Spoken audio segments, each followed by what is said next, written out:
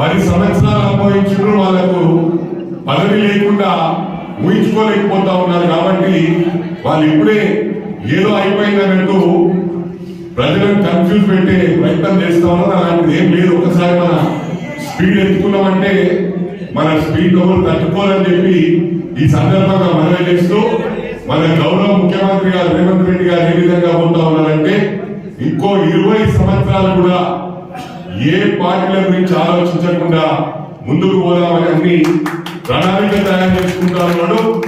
వారి ఇంకా బ్రహ్మాండమైన టీం ఉంది. మీరు ఒక్కసారి గమనించండి, ఇంత మంచి కేబినెట్ గతంలో చూసిండ్రా?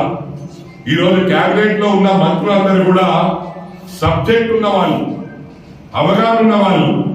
మరి 10 సంవత్సరాలు చూస్తే ఒక 2-3 వాళ్ళ కుటుంబ సభ్యులు తప్ప ఎవరు కనిపించలే మనకి. ఏది మాట్లాడినా వాళ్ళే.